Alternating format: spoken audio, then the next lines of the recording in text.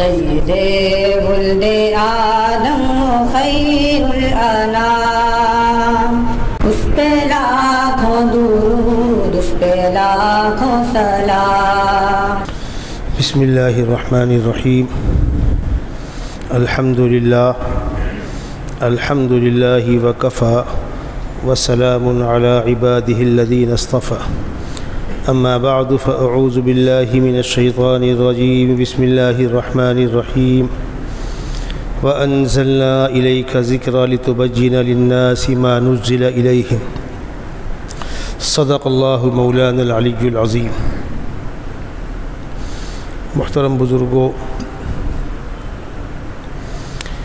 خداوند قدوس نے انسانوں تک اپنا پیغام پہنچانے کے لیے فرشتے کی معرفت انسانوں پر اپنا کلام اتارا۔ جن انسانوں پر اللہ کا کلام اترا وہ انبیاء کرام کہلائے، جن کی خصوصی تربیت خداوند قدوس نے اپنی نگرانی میں خود فرمائی۔ مختلف انبیاء کرام مختلف علاقوں میں زمانوں میں آتے رہے، اپنا اپنا کام کر کے دنیا سے رخصت ہوتے رہے۔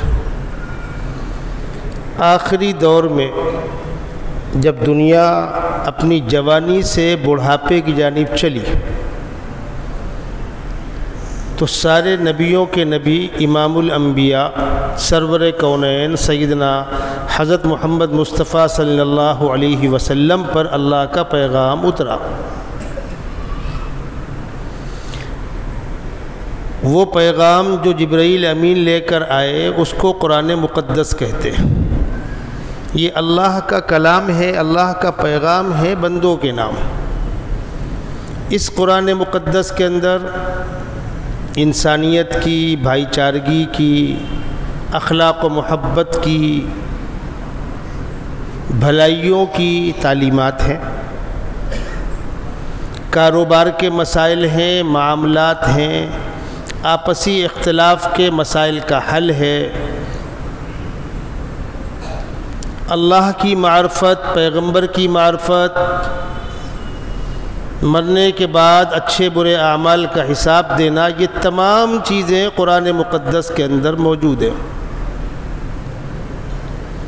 بعض باتیں اجمالی ہیں جن کی تفصیلات سیدنا محمد رسول اللہ صلی اللہ علیہ وسلم کے اقوال سے ہوتی ہے، آپ کے افعال سے ہوتی ہے۔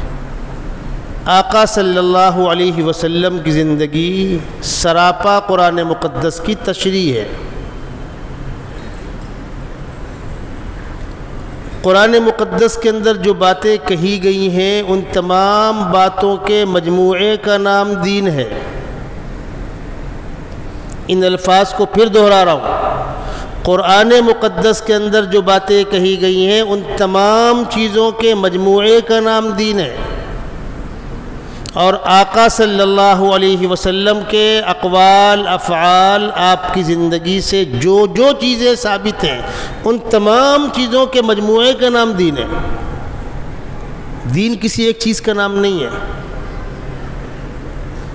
جس طریقے سے ہم انسان ہیں، سر سے پیر تک ہمارے اعضاء ہیں، یہ انگلی ہے، یہ انگوٹھا ہے، یہ سر ہے، یہ سینہ ہے، یہ کمر ہے، یہ پیر ہے، یہ جسم کا حصہ تو ہوگا، یہ مکمل جسم نہیں ہے۔ مکمل جسم پورا ہے۔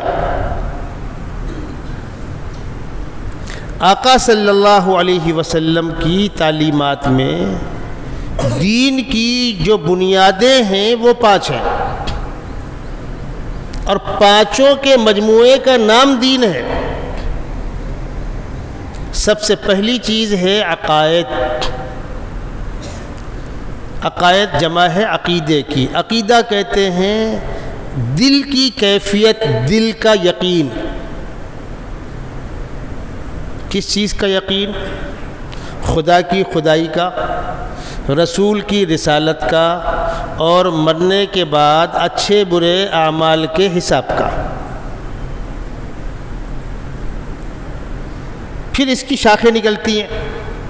خدا کی خدائی میں کسی نے مداخلت کی، خدا کے ساتھ کسی کو شریک کر دیا، خدا کی شان میں گستاخی کر دی وغیرہ وغیرہ۔ رسول کی رسالت، رسول کو رسول نہ ماننا، رسول کے بعد بھی رسول ماننا، بھائی آقا صلی اللہ علیہ وسلم خاتم النبی ہے نا بھائی، آپ کے بعد اب کوئی رسول نبی نہیں، آپ کے بعد کسی نے کسی کو نبی مانا، کسی نے کسی کو رسول مانا، آپ کا فیصلہ ماننے سے انکار کیا، وہ تفصیلات الگ موجود ہیں۔ یہ تین چیزیں، توحید، رسالت اور معاد، خدا ایک ہے، خدا کی خدائی میں کوئی شامل نہیں، وہ کسی سے پیدا نہیں ہوا، اس سے کوئی پیدا نہیں ہوا، کوئی اس کا ہمسر نہیں ہے، یہ ہے توحید۔ رسول کی رسالت اور مرنے کے بعد اچھے برے اعمال کا حساب، یہ تینوں چیزیں تمام انبیاء کرام کے ہاں موجود ہیں۔ اگر یوں کہا جائے کہ سارے انبیاء کرام کے یہاں جو چیزیں مشترک ہیں وہ کیا ہیں؟ وہ تین چیزیں ہیں، توحید، رسالت اور معاد، جس کو میں نے آپ کے سامنے آسان الفاظ میں پیش کیا۔ اب آتی ہے باری عبادات کی۔ عبادات میں نماز، روزہ، حج، زکوٰۃ، اور جب کبھی ضرورت ہو اور جہاں اس کی شرطیں پائی جائیں وہاں جہاد، یہ عبادات ہو گئیں۔ پھر نماز کے تفصیلی احکامات، زکوٰۃ کے احکامات، روزے کے احکامات، حج کی شرطیں، اس کے احکامات، وہ تفصیلات فقہ کے اندر موجود ہیں۔ معاملات، لین دین، بیپار، حقوق، سیٹھ کاریگر، کمپنی ملازم، بیچنے والا خریدنے والا، یہ معاملات ہیں۔ ان معاملات کے تعلق سے بھی قرآن مقدس کے اندر احکامات موجود ہیں، اور حدیثوں کے اندر تو بہت تفصیل موجود ہے۔ قرآن مقدس میں ارشاد فرمایا گیا، یا ایھا الذین آمنوا لا تأکلوا اموالکم بینکم بالباطل الا ان تکون تجارۃ عن تراض منکم۔ ہوتا کیا تھا؟ پہلے مجھے سامان کی ضرورت ہے، آپ کو پیسے کی ضرورت ہے، بازار لگی ہے، جتنے لوگ بازار میں سامان بیچ رہے ہیں ان کی ضرورت کیا ہے؟ پیسہ، اور جو گاہک آئے ہوئے ان کی ضرورت کیا ہے؟ سامان، کسی کو سبزی، کسی کو مچھلی، کسی کو گوشت، کسی کو دال، کسی کو چاول وغیرہ وغیرہ۔ تو میرے پاس سامان ہے، آپ کے پاس پیسہ ہے، مجھے پیسہ چاہیے، آپ کو سامان چاہیے، یہ ٹرانسفر کیسے ہوگا؟ ایک زمانے تک تو دنیا میں وزن نہیں تھا، کلو، 2 کلو، گرام، 100 گرام نہیں تھا۔ ہم نے اپنے بچپن میں دیکھا دیہاتوں میں لوگ سبزی بیچنے لاتے تھے، پھل فروٹ بیچنے لاتے تھے، کیا حساب ہے؟ گیہوں میں برابر، چنا میں 2 بھر، مطلب ایک طرف غلہ رکھ دو، اس کے سامنے سبزی رکھ دو، یہ برابر ہو گیا۔ ادھر چنا رکھو، ادھر سبزی ایک بار تولو، اتار دو، پھر تولو، پھر اتار دو، 2 بار ہو گیا۔ کتنا ہے یہ پتہ نہیں ہے، جتنا ہی اتنا ہو، ختم، کام چلتا تھا لوگوں کا۔ کوئی بھی ایسی چیز جس کی قیمت ہو، استعمال کے لائق ہو، اس نے اس کو دیا، اس نے اس کو دیا۔ اب مان لیجئے آپ کے پاس دوا ہے اور میرے پاس سامان ہے، میں آپ کو سامان دوں گا، آپ سے دوا لوں گا۔ ارے دیہاتوں میں تو لوگ کپڑے دیتے ہیں پرانے، اب بدل میں برتن لیتے، پرانا کپڑا دو، برتن لے لو، وغیرہ وغیرہ۔ یہ جو معاملات ہیں اس میں انسان کو اللہ کے سامنے جواب دینا ہے۔ کسی نے کسی کی حق تلفی تو نہیں کی، دھوکہ تو نہیں دیا۔ تو توحید کے بعد عبادات، عقائد کے بعد عبادات، عبادات کے بعد معاملات، معاملات کے بعد ہے معاشرت، معاشرت کا مطلب چند لوگ جو آپس میں مل جل کے رہتے ہیں، کس کا کس کے ساتھ کیا سلوک، شوہر بیوی، بھائی بھائی، بھائی بہن، باپ بیٹا، جوائنٹ فیملی میں لوگ ساتھ میں رہتے ہیں، یہ معاشرت ہے۔ کس کا کیا حق ہے، سب کے حقوق ادا کرنا۔ پانچویں قسم اخلاق۔ اخلاق کا مطلب انسان کی اندر کی کیفیات، اندر کی خوبیاں اور برائیاں۔ ایک آدمی بہت شریف ہے، با اخلاق ہے، پیار و محبت کی بات کرتا ہے، دکھ درد میں کھڑا ہوتا ہے، مشورہ مانگو صحیح مشورہ دیتا ہے، یہ اس کی اچھائیاں ہیں۔ اور ایک آدمی بہت نالائق ہے، اس کے پاس جانا مت، کہیں نہ کہیں پھانس دے گا، متکبر ہے، گھمنڈی ہے، جھگڑالو ہے، فتنہ پرور ہے، ہوتے لوگ۔ یہ انسان کی اندر کی باطنی کمیاں اور خوبیاں، اس کو کہتے ہیں اخلاق۔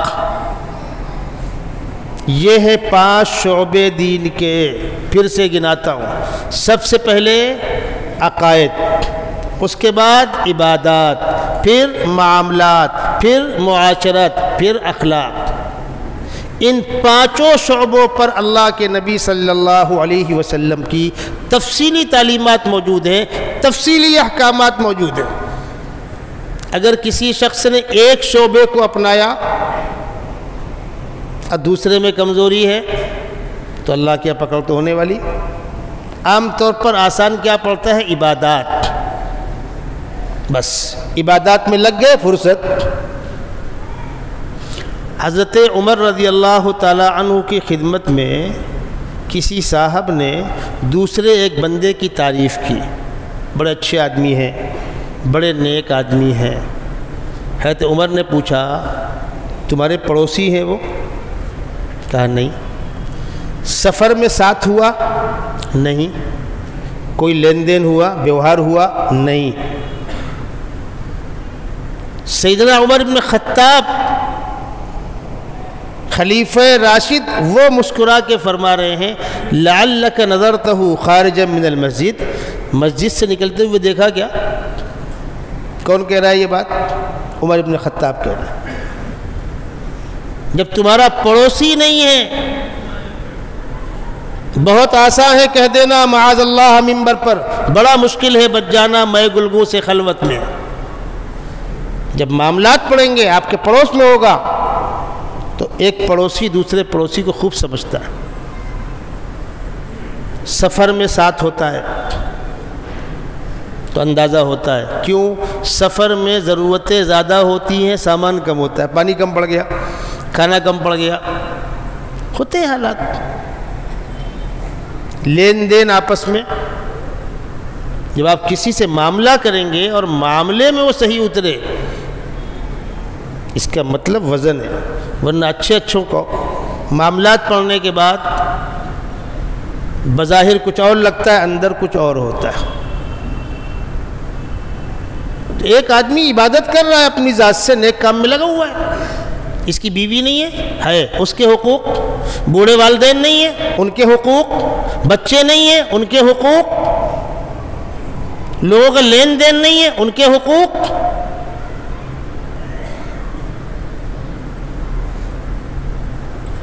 عقائد کے بعد عبادات، عبادات کے بعد معاملات، معاملات کے بعد معاشرت۔ میں معاشرت پر تھوڑی وضاحت کر دوں۔ فیملی کے مسائل، شوہر بیوی، باپ بیٹے، بھائی بھائی، ہر جوائنٹ فیملی میں شکوہ شکایت رہتا ہے۔ کیوں رہتا ہے؟ ذمہ دار نے کسی عالم دین سے مشورہ نہیں کیا۔ آپ ایک ساتھ گھر چلا رہے ہو، چلاؤ، منع نہیں ہے، لیکن کسی کو مار باندھ کے رکھنے کا آپ کو حق نہیں ہے۔ باپ کے ساتھ بیٹے، بیٹوں کو باپ سے بٹوارا مانگنے کا کوئی حق نہیں ہے، جو ہے سب باپ کا ہے۔ آپ ساتھ میں رہ رہے ہو، کھا رہے ہو، پی رہے ہو، باپ آپ کو جو مانگ رہے ہو دے رہا ہے ٹھیک ہے، لیکن آپ پلٹ کر باپ سے کہیں کہ بٹوارا کر، کارخانہ مجھ کو دے. بیٹے کو اپنے باپ سے لڑ کر حق مانگنے کا کوئی جواز نہیں ہے. سینکڑوں فون آتے ہیں ہمارے پاس، حضرت وہ ایک آدمی کی پراپرٹی میں بیٹوں کا کیا بیٹیوں کا کیا، تو ہم اس سے پوچھتے ہیں بانٹ کون رہا ہے؟ بڑے میاں ہیں کہ اللہ کو پیارے ہو گئے؟ نہیں وہ تو ہیں، تو بانٹ کون رہا ہے؟ وہ کہ تم لڑکے لے رہے ہو؟ نہیں وہی بانٹنا چاہتے ہیں تو انہی سے بات کرائیے. پھر جب بڑے میاں بانٹنا چاہتے ہیں تو ہماری بات بڑے میاں سے کرائیے، وہ ہونے سے رہی. وہ تو ہم سے مسئلہ پوچھ کر جا کے باپ سے اس کو لڑنا ہے، اس لیے مسئلہ پوچھ رہا. بیٹوں کو باپ سے لڑ کر لینے کا کوئی حق نہیں ہے. یہ تو کلیئر ہو گیا مسئلہ. لیکن باپ کا انتقال ہو گیا، بھائی بھائی ہے، سب بھائی برابر ہے. باپ کی پراپرٹی میں سب بھائیوں کا حق ہے، بہنوں کا حق ہے، دو یا مت دو تمہاری مرضی. اب اگر مل جل کے رہتے ہیں تو اچھی بات ہے، نہیں مل جل کے رہتے الگ الگ رہنا چاہ رہے ہیں تو کسی کو باندھ کے رکھو مت، غلط. یہ پاور کسی کو نہیں ہے کہ آپ کسی کو باندھ کے رکھیں. گھر گھر جھگڑا ہے. چھوٹے بھائی بٹوارا مانگ رہے ہیں، بڑا بھائی بانٹنے کو تیار نہیں. چھوٹے بھائی بولتے ہیں بھائی ذرا اوپن تو کر، کیا کیا ہے مارکیٹ میں، کیا ہے ہاتھ میں، کیا ہے لین دین کہاں ہے، بتلانے کو راضی نہیں. سارے کاغذات رکھے اپنے پاس، کیا ہے یہ؟ ہوتے ہیں حالات. کسی کے گھر میں بیماری آزاری ہے، کسی کے بچے زیادہ ہیں، یہ سارے معاملات ہوتے ہیں. تو اس قسم کے موقعوں پر بہتر ہوگا کہ جس عالم دین کو آپ اس لائق سمجھتے ہو، کون ہوگا وہ آپ ڈھونڈ لینا، جس کی ظاہر زندگی مطابق شریعت ہو اور جس کے بارے میں آپ کو یہ معلوم ہو کہ بلیک میلنگ نہیں کریں گے، دھوکہ نہیں دیں گے، منہ دکھاول کسی کا فیور نہیں کریں گے، سچی بات بتلائیں گے. سچی بات بھی تو کڑوی ہوتی ہے. سچی بات بتلانے والے عالم دین کو تعریف ہی سننے کو ملے گی، کوئی ضروری نہیں ہے. انبیاء کراموں گالیاں ملی، اولیاء کراموں گالیاں ملی، ہم اور آپ کس کھیت کی مولی ہیں. سچی بات بھی کڑوی ہوتی ہے، لیکن سچی بات کہنا عالم کی ذمہ داری ہے. کوئی مانے نہ مانے اس کی مرضی. جس کی زندگی مطابق شریعت ہو، جس پر آپ کو اعتماد ہو، ایسے کسی عالم سے آپ رابطے میں رہیں، ان کے پاس چل کر جائیں، کبھی ان کو اپنے یہاں بلا لیں، 2 4 5 لوگ بیٹھے ہوں، ان کی سہولت سے اپنی بات رکھیں. ایسا بھی ہوگا کہ آپ نے بات رکھی، انہوں نے سن لی، موقع مانگیں گے، 2 دن 4 دن غور کریں گے، دوبارہ آئیں گے، تیبارہ آئیں گے، مسئلے کا حل نکلے گا، صحیح گائیڈ لائن آپ کو مل جائے گی. تو معاشرت جو ہے، سماجی بندھن، شوہر بیوی، بھائی بھائی، بھائی بہن، یہ حقوق ہے. ان میں اگر حق تلفی ہوئی تو اللہ کے ہاں جواب دینا ہوگا. عام طور پر کیا ہوتا ہے، بھائیوں میں جھگڑے ہوتے ہیں. وہ کسی عالم سے بیٹھ کر سمجھنے کے بجائے یہ اپنا سوال لکھ رہا ہے، فتویٰ، وہ اپنا سوال لکھ رہا ہے، فتویٰ. مفتی کے پاس جیسا سوال جائے گا، مفتی اس پہ نوٹ لگا دے گا، بشرط صحت سوال، بشرط صدق سوال. اگر سوال صحیح ہو تو جواب یہ. اب سوال صحیح ہے نہیں ہے وہ تو آپ جانیں.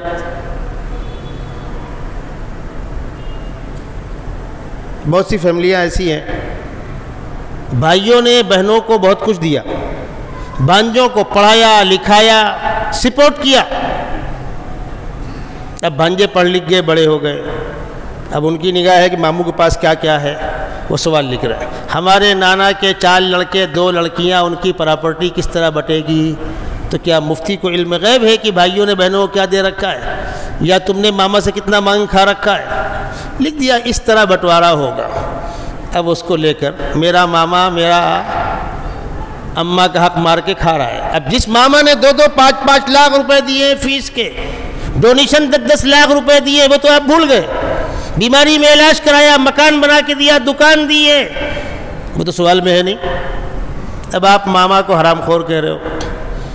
ایک بھائی بھائی کے خلاف فتویٰ نکال رہا ہے، بھتیجا چچا کے خلاف فتویٰ نکال رہا ہے، کیوں نوبت آ رہی ہے اس کی؟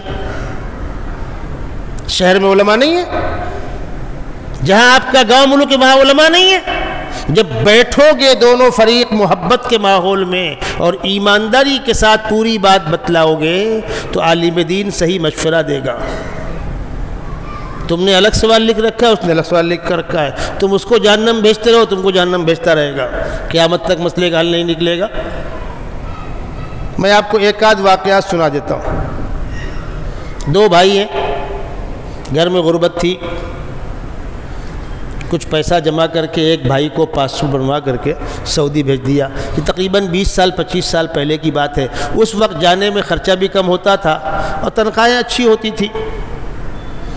وہ چلا گیا، اب دو ہی بھائی تو ہیں، وہاں سے اس نے پیسہ بھیجا، بھائی پہلے گھر بنوا لو، بھائی بچوں کی تعلیم اچھی سے کرو، اماں کا خیال رکھنا، بھابھی کا خیال رکھنا، بچوں کا خیال رکھنا، پیار و محبت کی باتیں ہو رہی۔ اور پیسہ بچا، کارخانے لے لیے گئے۔ اب یہاں والا بھائی جو ہے جب خوشحالی آ گئی تو تھوڑا سا شوق تو ہوتا ہی ہے، گاڑی لے لی، مہنگا موبائل لے لیا، ہوٹل بازی ہونے لگی۔ تو جو بھائی سعودی میں تھا اس کی بیوی نے شروع کیا، ارے تو کماوت ہے اور برباد کرتے تھے، اب چلو جھگڑا شروع۔ اس لیے کہ بھائی بھائی تو ایک خون ہے نا بھائی۔ لیکن محترمہ اب وہ انڈیا آیا، اس نے کہا کہ یار تو تھوڑا خرچے میں کنٹرول کر، اتنا مہنگا موبائل، اتنی مہنگی گاڑی، ایسا ویسا۔ اس کو برا لگا کہ یار میں بھی تو حقدار ہوں، میں بھی تو آدھے کا پارٹنر ہوں، میں بھی صبح شام مر رہا ہوں، دھوپ میں برسات میں جا رہا ہوں، اللہ نے آج دیا، تھوڑا شوق کر لیتے ہیں۔ تو بول رہا ہے کہ نہیں تیرا اس میں کیا ہے، تو پیسہ میں نے بھیجا ہے۔ اچھا میرا کچھ نہیں ہے؟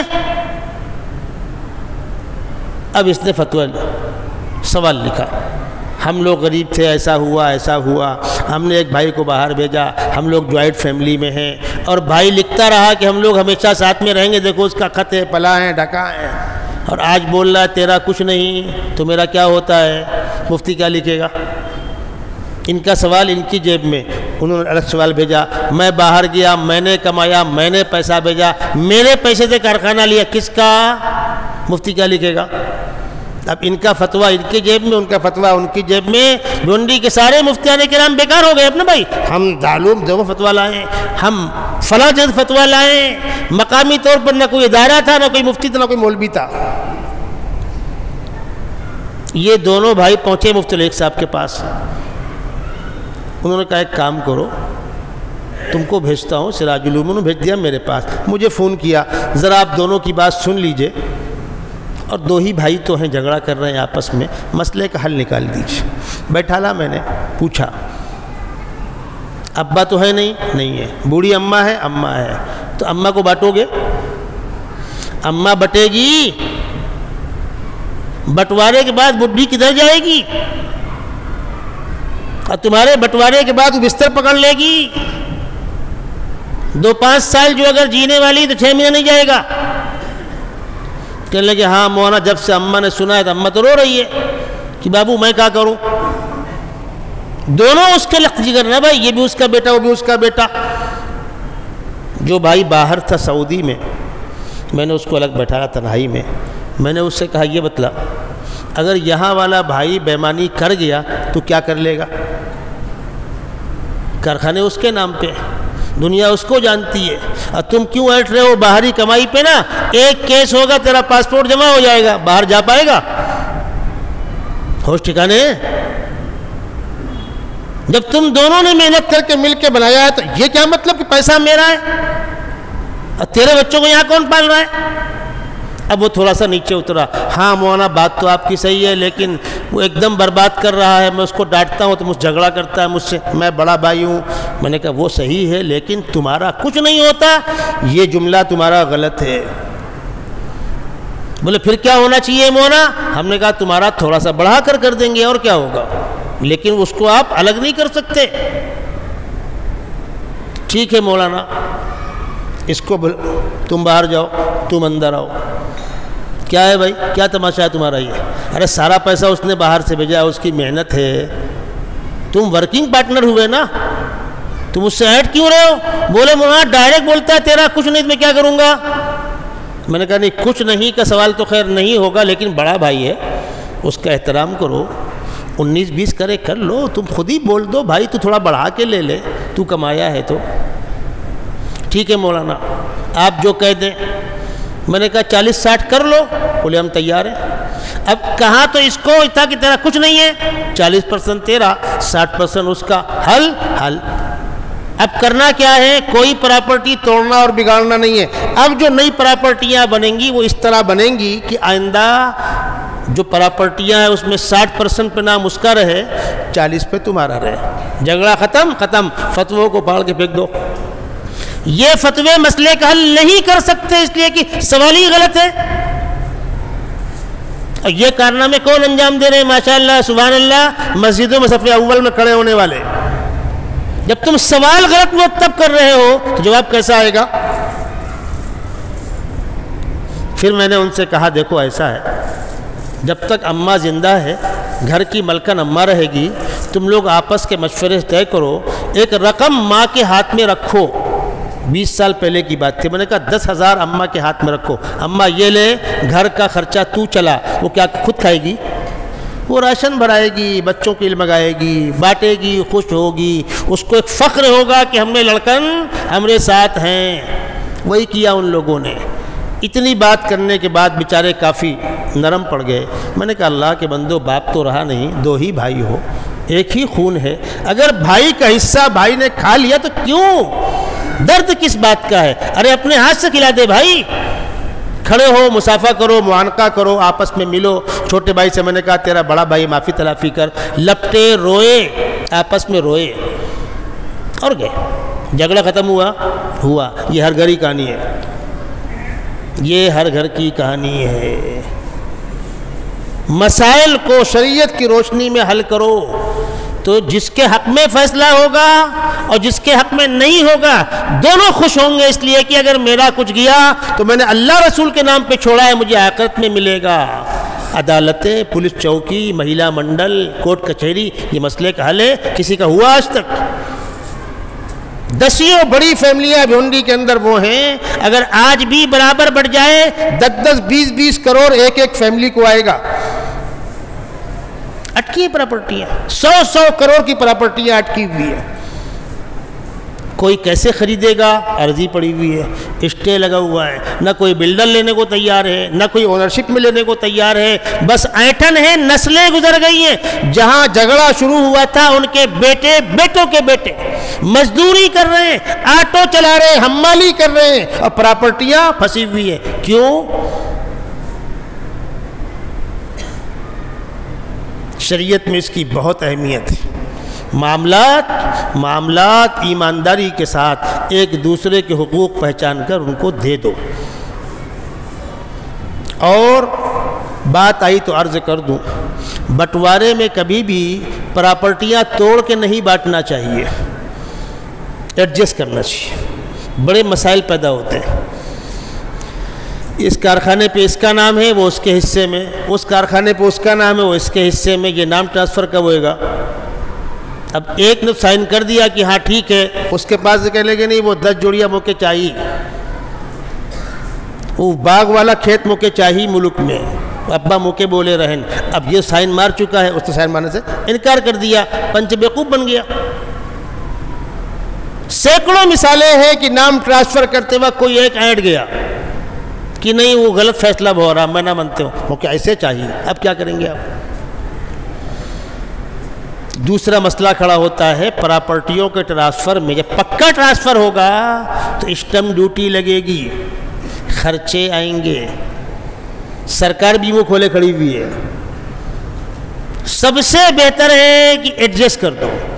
مان لو 4 بھائی ہیں، 4 کروڑ کی پراپرٹی ہے، ایک بھائی کے حصے میں 50 لاکھ آنے والا ہے، چلو مانا ہم نے کہ ایک کے پاس 60 لاکھ کا کارخانہ ہے، ہوتے ہیں چھوٹے بڑے کارخانے، ایک کے پاس 40 لاکھ والا کارخانہ ہے، تو 60 لاکھ والے کا 60 لاکھ رہنے دو، 10 لاکھ کی کوئی چیز الگ سے اس کو دلا دو۔ ممکن نہیں ہے، چلو یہاں نہیں بیٹھ رہا، یہاں سے لے کر ملک تک کھیتی باڑی شہر کے باہر زمینیں، کہیں نہ کہیں ایڈجسٹ تو ہو ہی جائے گا، بدرجہ مجبوری کسی پراپرٹی کو توڑو اور نام ٹرانسفر کرنے کی بات کرو، ورنہ جو لوگ بٹوارے کے اندر بیٹھتے ہیں، بڑے احترام کے ساتھ عرض کر رہا ہوں، پراپرٹیاں توڑ کر بانٹنے غلطی نہ کی جائے۔ ایک بیٹھک ہوئی جس میں بمبئی سے مفتی عزیز الرحمان صاحب تشریف لائے، مفتی اعظم مہاراشٹر، بمبئی والے ان کو لے کر آئے، یہاں والے مجھ کو لے کر آئے۔ اب انہیں کیا معلوم ان کا ہمارا کیا رشتہ ہے آپس میں۔ جب ہمارا آمنا سامنے ہوا تو میں نے مجھ صاحب سے کہا کہ آپ میرے پاس قیام کریں گے، کھانا میرے ساتھ کھائیں گے؟ تو بمبئی والے کہنے لگے نہیں، ہم مجھ صاحب کھانا اپنے گھر میں کھلائیں۔ میں نے کہا نہ، جب تک پنچایت چلتی رہے گی مفتی صاحب نہ اس کے یہاں کھائیں گے نہ اس کے یہاں کھائیں گے، دال روٹی میرے ساتھ کھائیں گے۔ پنچایت کے بیچ میں آپ چائے پانی کرتے رہو، وہ چلے گا، لیکن کھانا کسی کے ہم کوئی نہیں کھائیں گے۔ جب فیصلہ ہو جائے گا تمہاری مرضی۔ بیٹھے 3 دن پنچایت چلی، 3 دن کے بعد یہ حالات پیدا ہوئے کہ ہم فیصلہ کر سکیں۔ تو عام طور پہ کیا ہوتا ہے، اتنے حصے کر دو، 4 حصہ اس کو، 2 حصہ اس کو، 6 حصہ اس کو، یہ ہوتا ہے۔ فتوے وہی لکھ کے آئے گا، فتوے کے اندر وہی لکھ کر آئے گا۔ میں نے اس سے اختلاف کیا کہ بھائی پراپرٹیاں توڑ کے مت بانٹو، ویلو پکڑ لو۔ ان کو کتنا ملنا ہے؟ 70 لاکھ، ان کے پاس کتنا ہے؟ 60 لاکھ، ان کو 10 لاکھ اور ملنا چاہیے۔ رکو، تمہارے پاس کیا کیا ہے؟ یہ لاسٹ میں ایک کارخانہ بیچ دو، اس کا پیسہ کیش کر کے 4 لاکھ اس کو دو، 6 لاکھ اس کو دو، 3 لاکھ اس کو دو، مسئلہ ختم۔ جس کے پاس جو ہے اس کے پاس رہنے دو، ٹرانسفر مت کرو۔ لیکن یہ بات پنچوں کو سمجھ میں نہیں آ رہی تھی، وہ بٹوارہ توڑ کے کرنا چاہ رہے تھے۔ جب میں نے ان کو تفصیل سمجھائی اور ایک آدھ وکیلوں سے بات کروائی کہ بھائی بڑے مسائل پیدا ہوتے ہیں، تب ان کو اطمینان ہوا۔ تو جو حضرات بیٹھکوں کے اندر بیٹھے وہ اس پر بھی نگاہ رکھیں کہ یہ نافذ ہو پائے گا، یہ لاگو ہو پائے گا کہ بعد میں دقتیں ہوں گی۔ اور بیٹھنے والوں کی ذمہ داری ہے کہ ایمانداری کے ساتھ وقت دیں، اور اگر موقع ہو تو ایک ہی بیٹھک میں صبح سے شام تک 1 دن 2 دن 3 دن بیٹھ کے فرصت لو۔ کیوں؟ اگر یہ اٹھے، یہاں بیٹھے ہوئے نا، اٹھے اور باہر گئے تو ان کے مشیر کار بیٹھے ہوئے ہیں، ان کے مشیر کار، ارے تو کیا ایسے کہا کرانا؟ میں آپ کو بتلا دوں، اللہ معاف کرے، بیٹھک سے اٹھ کر گئے، گھر پہنچے، فون آیا، نہیں مولانا وہ بات ہم سمجھ نہیں پائے تھے، ہم تو نہیں مانیں گے۔ کیا ہوا؟ میڈن میں کان میں پھونک دیا۔ محترمہ نے کہا رہے تو پاگل ہے، تورا کچا والا ان کے پکا والا، تورا اندر ان کے روڈ ٹچ، وہ پنچ میں مان کے اٹھائے کمبخت، اور گھر گیا تو۔ اس لیے اللہ کے واسطے تاریخیں مت دو، ان کو مار کے بیٹھا لو اور ایک ہی بیٹھک میں سارا فیصلہ کر کے فرصت لو۔ ٹپے وائز آج پھر بیٹھتے ہیں، اگلے ہفتے پھر بیٹھتے ہیں، اگلے ہفتے۔ کل کیا ہے؟ کل وہ محلے میں شادی ہے، پرسوں کیا ہے؟ محلے منگنی ہے، وہ سارے کام چھوڑو۔ یہ میں نے 2 مثالیں دی ہیں، اور لوگ الگ الگ کیا کیا کہتے ہیں۔ میں تو یہاں تک کہتا ہوں دینی کاموں کو آگے پیچھے کرو، ترتیب مقدم مؤخر کرو، اس کام کو پہلے پٹاؤ۔ بعض دینی کام جو نوافل ہیں، آپ کے معمول کا حصہ ہے، آپ کی مصروفیت کا حصہ ہے، اس کی اتنی اہمیت، شریعت میں جس چیز کی جو اہمیت ہے۔ آپ کو واقعہ سنا دوں، حضرت مولانا صدیق احمد صاحب باندھوی نور اللہ مرقدہ، باندہ سے چلے، گھاٹم پور جانا ہے ان کو، راستے میں فساد ہو گیا، کرفیو لگا ہوا ہے، فورس لگی ہوئی ہے، گولی مار دیں گے وہاں سے نکلو گے تو، کرفیو لگا ہوا ہے۔ فرمایا چلو، حضرت وہاں کرفیو لگا ہوا ہے، چلو بات کروں گا۔ وہاں گئے، سیکورٹی سامنے آ گئی، حضرت نے کاج اتارا اور ان سے کہا بھائی میں صدیق احمد ہوں، میں باندہ سے آ رہا ہوں، وہاں جا رہا ہوں، اگر آج بیٹھک نہ ہوئی 10 لاشیں گریں گی، مجھے آپ لوگ جانے دو۔ بابا جی آپ جائیے، ہم تو یہیں سے فون کر کے کہتے وہ جھگڑا ہو گیا، فساد ہو گیا، جان دو، راستہ مقدوش ہے، میں جہاں جا رہا ہوں بیٹھک نہیں ہوگی تو لاشیں گریں گی۔ یہ درد ہونا چاہیے بیٹھک کرنے والوں کے دل میں، اور اللہ نے وہ مقام دیا تھا، وہ مقام دیا تھا، آپ کو یقین نہیں آئے گا، آنکھوں سے دیکھو، واقعہ سنا رہا ہوں آپ کو۔ پنچایت بیٹھی ٹھاکروں کی، دونوں گروپ ٹھاکروں کا تھا، حضرت سے غیر مسلم بھی فیصلے کرواتے تھے۔ 30 بیگھہ زمین کا مسئلہ تھا، اور دونوں گروپ کے پاس کم سے کم 20 25 رائفلیں تھیں. وہ تو علاقہ ہی ہے گولے بارود کا. دیکھنے کا منظر تھا، ایک گروپ ادھر بیٹھا ہوا ہے، ادھر بیٹھا ہوا ہے، رائفلیں تنی ہوئی ہیں. حضرت آئے، ایک نوجوان بچے، بیٹا یہاں ہو، سر پہ اس کے ہاتھ رکھا. تمہارے باپ سے میرے تعلقات، تم سے میرے تعلقات، تم کو اللہ نے بہت کچھ دیا ہے. میں تم سے ایک بات کہتا ہوں، مان لو تم کو اللہ دنیا میں عزت دے گا، مرنے کے بعد بھی عزت دے گا. تم پنچایت میں کھڑے ہو کے بول دو میں نے 30 بیگھہ کھیت چھوڑا. کیا فرمایا؟ وہ چیز میں نے چھوڑی. اس نے کہا بابا جی اگر آپ کہو تو اپنا مکان بھی چھوڑ دوں. مکان نہیں، تم خالی 30 بیگھہ زمین سے دستبرداری کا اعلان کرو. وہ آیا، پنچوں میرے ایک بات سن لو، کیا بابا جی نے مجھ سے کہا ہے کہ تم 30 بیگھہ زمین چھوڑ دو، میں نے چھوڑ دیا. کہے گی پنچایت. اب وہ جو دوسرا گروپ تھا اس پر تو 100 جوتے پڑ گئے نا بھائی. اس نے کہا یہ کیا مطلب بابا چھوڑ دیے؟ تو دوسرا ایک بڈھا بولا پھر کیا چاہتے ہیں؟ جھگڑا چاہتے ہیں؟ تمہارا مطالبہ ہے کہ میری ہے. اس نے کہا میں نے چھوڑا، جھگڑا ختم. حضرت کی زبان میں اللہ نے یہ تاثیر دی تھی. ہم نے وہ پنچایتیں دیکھی، لوگوں نے ان کاموں کو کام نہیں سمجھا، معاملات حل کرانے کو کام نہیں سمجھا. ہم نے عبادات کو کام سمجھا ہے، وظائف کو کام سمجھا ہے، دینی تحریکوں تنظیموں میں شامل ہونے کو کام سمجھا ہے. اور یہ کام پھر انجام کیا ہوگا؟ جب مسائل آپس میں حل نہ ہوں گے تو کیا انجام ہوگا؟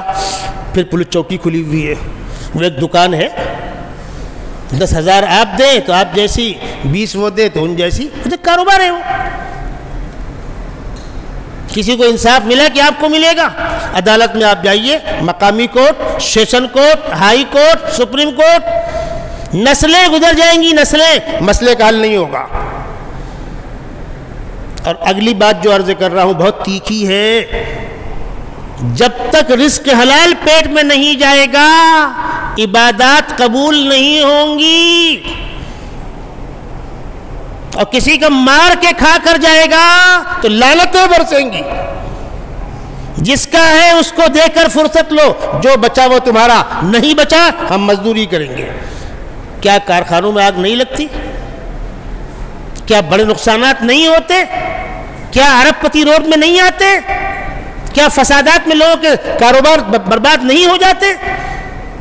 جس کا جو حق ہے وہ دے کر کے خوشی محسوس کرو. حقوق کی نزاکت کا اندازہ لوگوں کو نہیں ہے. پھر اپنی بات واپس لاؤں گا جہاں سے میں نے شروع کی تھی. قرآن مقدس کتاب ہدایت ہے. سیدنا محمد رسول اللہ صلی اللہ علیہ وسلم کی زندگی اس قرآن پاک کی تشریح ہے. قرآن مقدس کے اندر عقائد بھی ہیں، خدا کی خدائی، رسول کی رسالت، مرنے کے بعد حساب دینا، جنت جہنم. رسول اللہ صلی اللہ علیہ وسلم کی رسالت بھی ہے، آپ کا تعارف بھی ہے، آپ خاتم النبیین ہیں، آپ کے بعد کوئی نبی رسول نہیں ہوگا. ما کان محمد ابا احد من رجالکم ولکن رسول اللہ و خاتم النبیین، یہ قرآن کے اندر موجود ہے.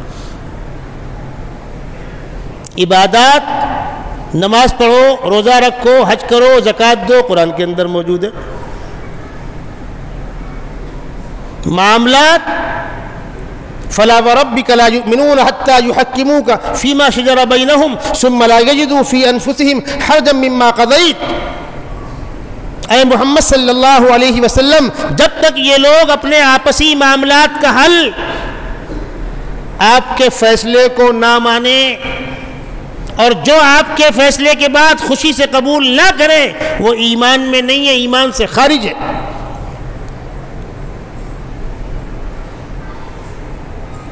معاشرت، حقوق، اللہ کے نبی صلی اللہ علیہ وسلم نے حقوق پر بہت تفصیلی گفتگو کی، بہت تفصیلی. قرآن کے اندر مختلف مقامات پر باپ بیٹوں کے حقوق، شوہر بیوی کے حقوق، پڑوسیوں کے حقوق. اللہ کے نبی صلی اللہ علیہ وسلم فرماتے ہیں کہ جبرائیل امین مجھ کو آ کر جو پڑوسیوں کے حقوق بتلاتے تھے، اتنا بتلایا کہ مجھے ایسا لگنے لگا کہ مرنے کے بعد جن قریبی رشتہ داروں کو میراث ملتی ہے شاید پڑوسی کو بھی میراث ملے گی. آقا فرما رہے ہیں مجھ کو ایسا لگا کہ شاید مرنے والے کے مرنے کے بعد میراث کا حقدار پڑوسی بھی ہوگا. عالم خیر الجیران عند اللہ خیرہم لجارہ، اور اس کے مقابلے میں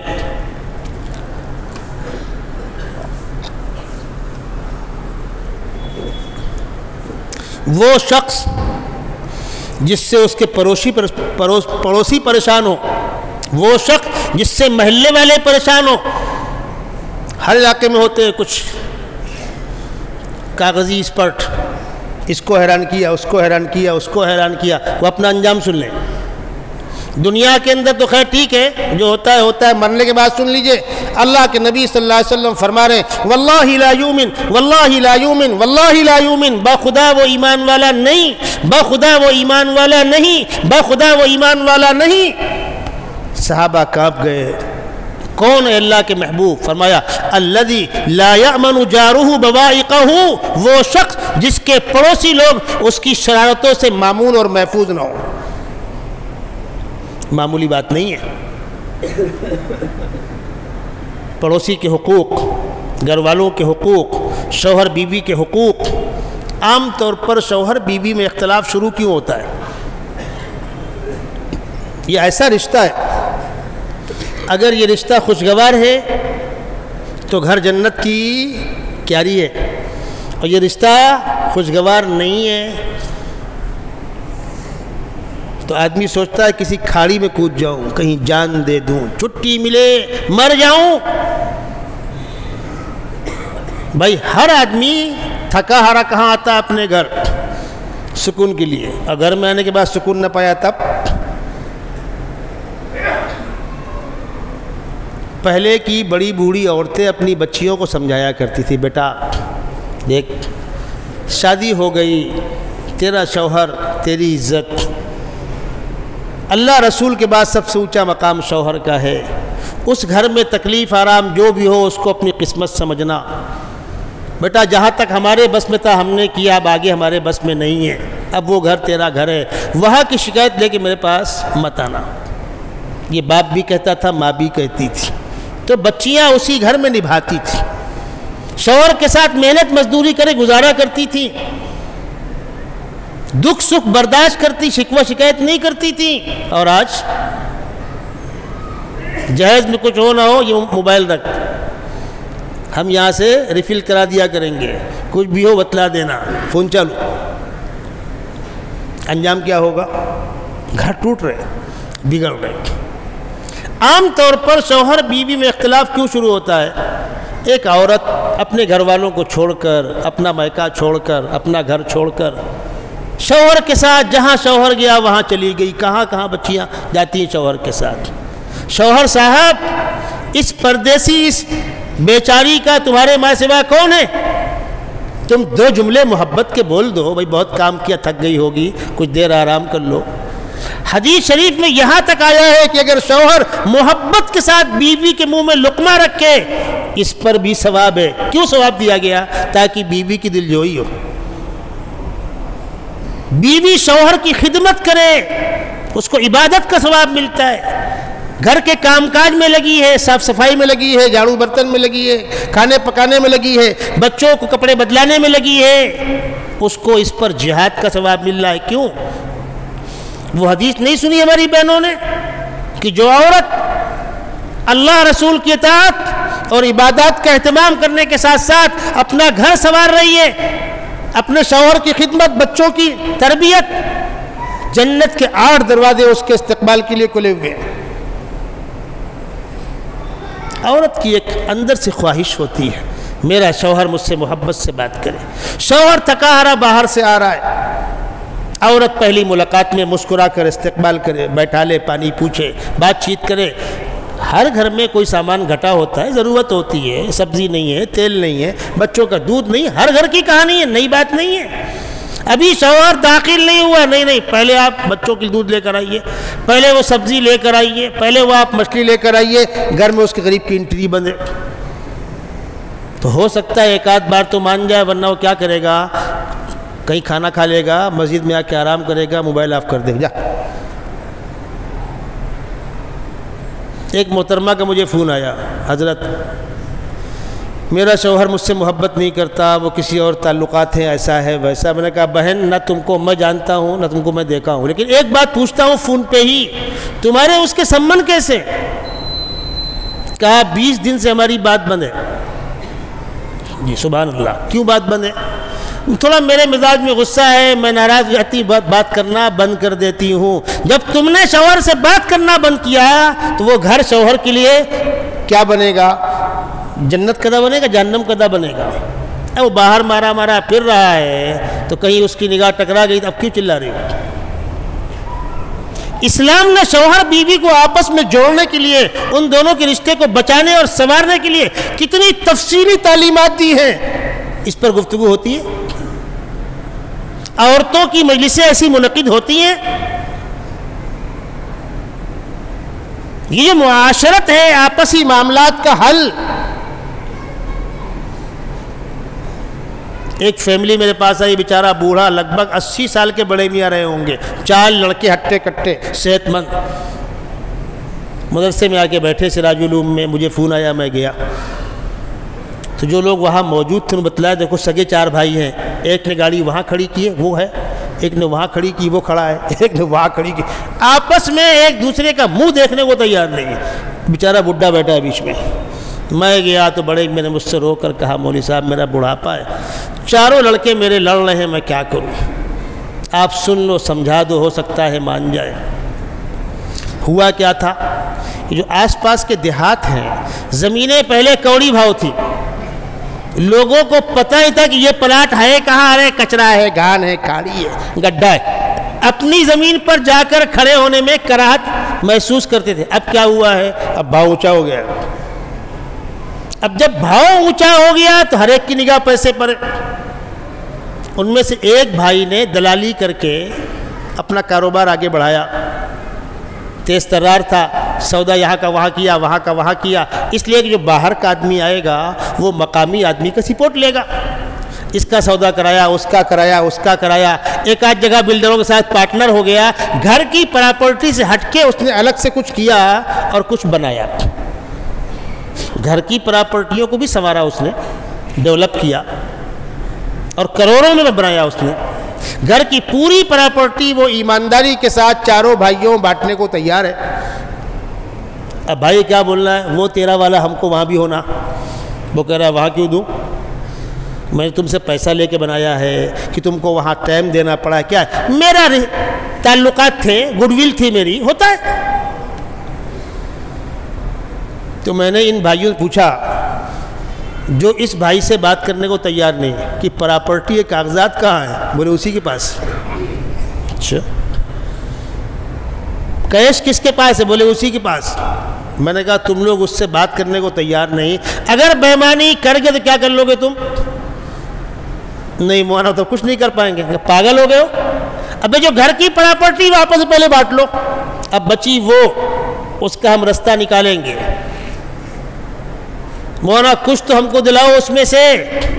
میں نے ان سے پوچھا تمہارا اس میں ہے کیا، بتلاؤ نا، تمہارا پیسہ لگا، تمہارا وقت لگا، تمہارا اس میں کیا ہے، حق کی بنیاد کیا ہے؟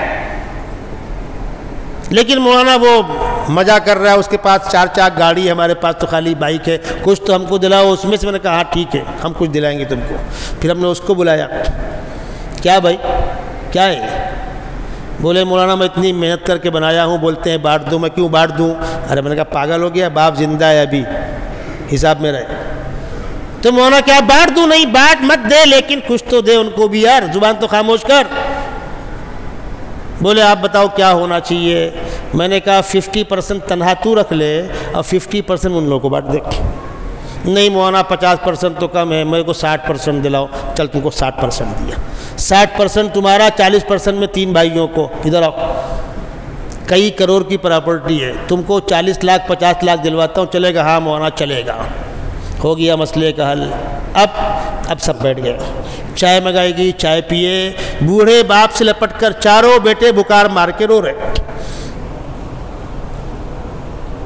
یہ منظر اسی شہر کا، آئے تھے، گاڑیاں یوں کھڑی تھیں، اور ابھی کندھے پہ ہاتھ ڈال کر بھائی بھائی بھائی بھائی، اور بیچارہ بوڑھا تو اتنا بلک بلک کے رو رہا تھا، مولانا اللہ جزائے خیر دے، اگر یہ مسئلہ پولیس چوکی جائے، کورٹ میں جائے تو کوئی حل ہے اس کا؟ پھر انجام کیا ہوگا؟ پھر وہ بھائی جو دے رہا ہے وہ بھی نہیں دے گا، جو جائز حق ہے وہ بھی نہیں پاؤ گے، اس کے بعد کیا ہوگا؟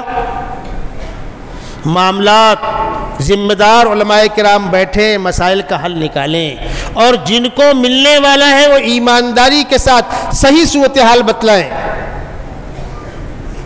صحیح سوال سامنے لاؤ۔ ہمارے پاس فون آتا ہے، مولانا بٹوارہ کیسے ہوتا ہے؟ میں نے کہا بٹوارے میں کوئی لیکن تو نہیں ہے، خالی بانٹنا ہے یا اس میں الگ سے ہے؟ کیا ہوتا ہے الگ سے؟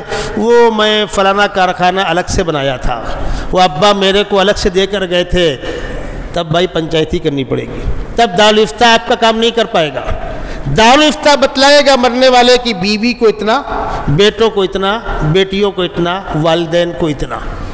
اگر سیدھا سیدھا بانٹنا ہے تو 5 منٹ لگے گا، بڑھ جائے گا، اور اگر اس میں لیکن لگا ہوا ہے، بات آئی تو عرض کر دوں، جب انسان کے دل میں خوف خدا نہیں ہوتا، مرنے کے بعد خدا کو منہ دکھانا اس کا احساس نہیں ہوتا، تو کیا ہوتا ہے معلوم ہے؟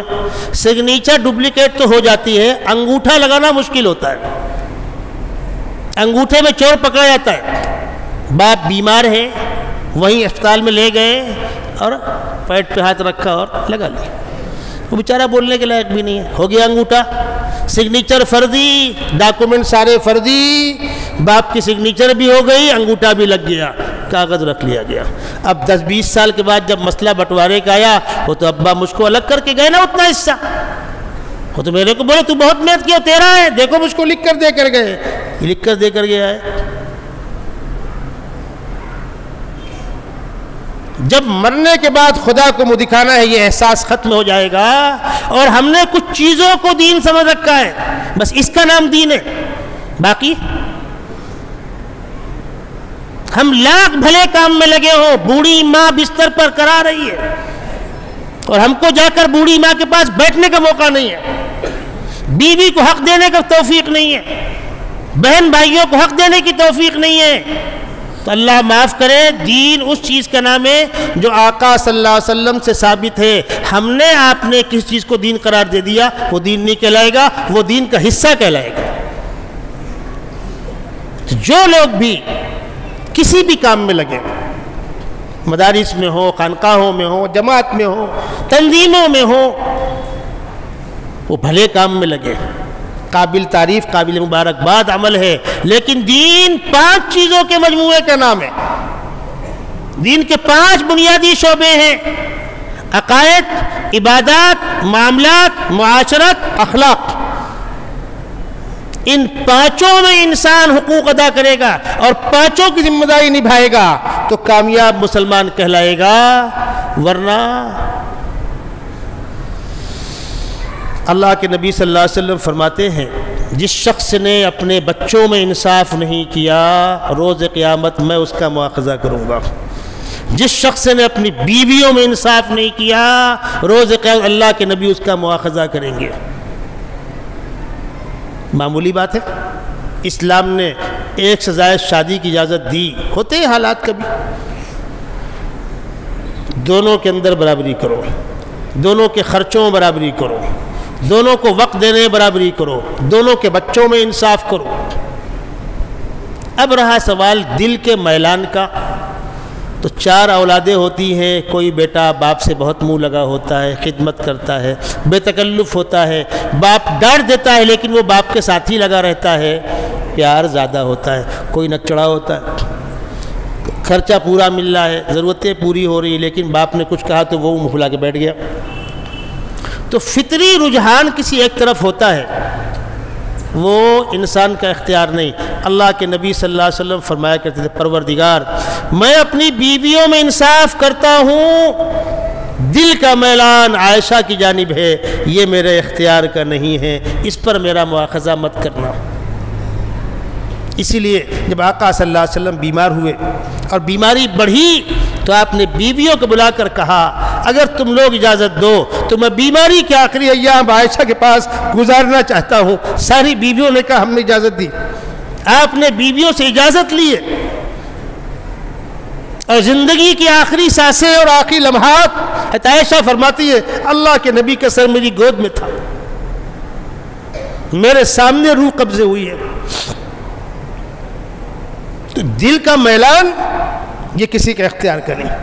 استاد اور شاگرد، سارے شاگرد ہیں، علاقے کی بنیاد پر، برادری کی بنیاد پر، امیری غریبی کی بنیاد پر فرق مت کرو، سارے بچے آپ کے شاگرد ہیں۔ ہاں کسی سے لگاؤ ہوتا ہے، کوئی شاگرد منہ لگا ہوتا ہے استاد کا، کسی کے باپ سے تعلقات ہوتے ہیں، بھائی سے تعلقات، وہ ایک الگ بات ہے، لیکن کلاس کے اندر جو فارمیلٹی ہے اس میں اونچ نیچ مت کرو۔ حقوق جہاں ہیں ایمانداری کے ساتھ صاحب حق کو اس کا حق دو۔ ان اللہ یامرکم ان تؤدوا الامانات الی اہلیہا، امانتیں اہل امانت کے حوالے کرو۔ انشاءاللہ اگلی ملاقاتوں میں انہی معاملات پر، انہی بنیادوں پر اور تفصیلی گفتگو کرنے کی کوشش کی جائے گی۔ ایک آدھے اعلانات ہیں وہ سن لیجئے۔ دن کا آغاز غذائیت سے بھرپور ناشتے کے ساتھ حسینی تلبینہ، جو بنا ہوا ہے 100% پیور انگریڈینٹ کے ساتھ، جس میں کسی بھی آرٹیفیشل فلیور کا یوز نہیں کیا گیا ہے۔ اپنے شہر میں حاصل کرنے کے لیے آج اس نمبر پر رابطہ کریں۔ سید ولد آدم خیر الانام، اس پہ لاکھوں درود، اس پہ لاکھوں سلام۔